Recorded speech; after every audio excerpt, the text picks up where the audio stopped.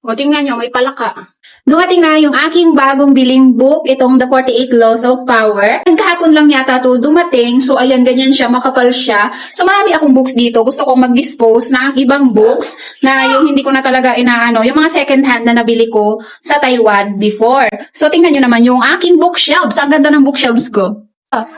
Diba? The Survivor. Hanggang doon. So, eto, iiwan ko dito. Eto yung Sherlock Holmes, Volume 1 and Volume 2. Kasi mahilig ako dyan. And eto yung Grace True Stories Spy. Eto naman, The Mister. Parang itatapos. O, tingnan nyo, may palaka.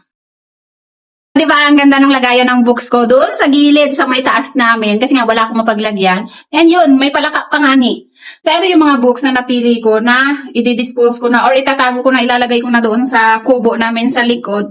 Kasi, ayan, meron akong dumating na panibago. Ito siya. Ito, nabili ko to sa Taiwan. Ito, The Mister. Ayan, nabili ko to sa Taiwan ng around 279 NT dollars. Ang author nito is yung gumawa ng 50 Shades of Grey. Kaya alam nyo na yung content nito. Is Mastery. Ayan, yung ganyan. Oh. Ito naman, nabili ko to sa Taiwan din, pero bundle siya, second hand, kasi merong mga Taiwanese doon na nagbebenta ng mga nagbebenta ng mga nagamit na nilang books, yung hindi na nila binabasa, natapos na nilang basahin. Maganda pa naman siya. Ayan, maganda yung content niya. Malalaki naman yung letters niya. So, kung kayo ay mahilig magbasa ng mga ganito, ganyan.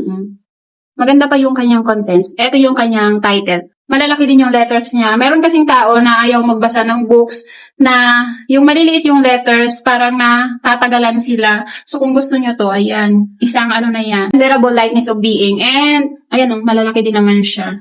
Ito, novel to. Novel. Basa ko na rin to. Lahat, yung books na yun, lahat na books yun, hanggang dulo nabasa ko na yun. Itong 5 books na to, itatabi ko na siya kasi, ayun, para meron na naman akong panibagong space sa mga bagong bili kong books. Ito yung bago kong bili na books. So, wala pa nga akong lagayan ng mga books ko doon. So, yun lang. Share ko lang sa inyo. Diba, ang ganda ng lagayan ko ng books doon sa gilid ng ano namin, ng dingding. Kasi, ay, meron pa palang isa.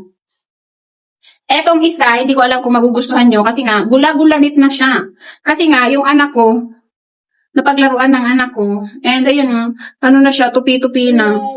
Ito yung title niya. Bago lang to. Dito ko na to nabili. And natapos ko na rin siyang basahin. Natapos ko na siyang basahin. Kaso nga lang, ganyan na siya.